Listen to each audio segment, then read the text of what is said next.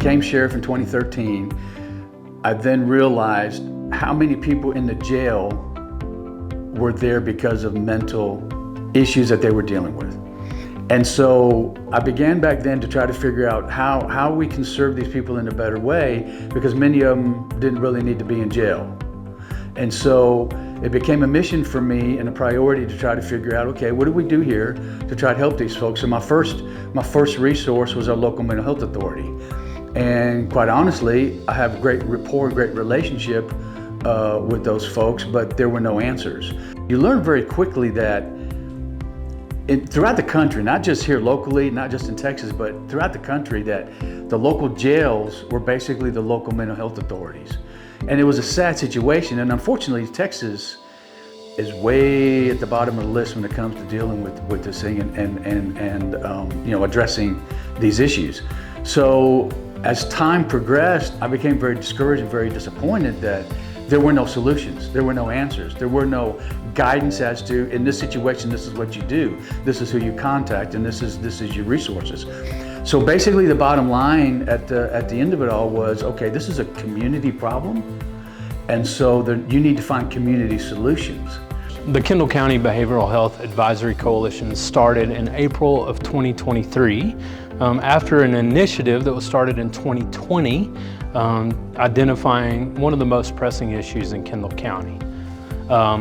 It started with a steering committee. That steering committee is made up of local leadership, superintendents of Boerne School District and Comfort ISD, our city manager, the mayor, county judge, the CEO of the local mental health authority, district attorney's office, sheriff and the chief of police, all the leadership that make and have budgets and financial decision-making capabilities.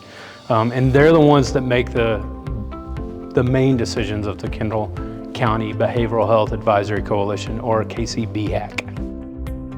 You're bringing the entire community together of those that have the need and the solutions.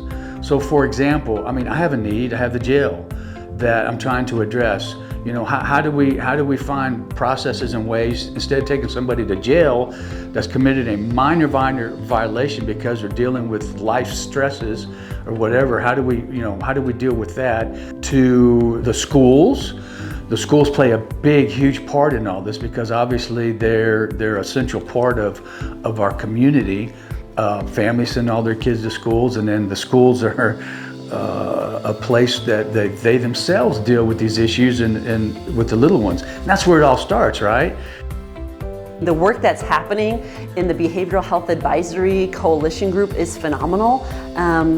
I have been in Boerne now for just over a year, and the Board of Trustees shared early on the commitment to making sure that we're leveraging our community partners to make sure that all of our students and our families thrive. And so we have seen phenomenal partnerships. Boerne is so well known for community and partnerships, and this is one of the many shining examples of how our entire community comes together to help our students and our families thrive. Collaboration is the biggest thing, and so connecting people around behavioral health, and when I say behavioral health, I mean mental health and substance use issues, is the most vital thing that we can do as an organization. So identifying those helping measures and filling the gaps is what we're really primarily after, but that doesn't happen unless collaboration happens.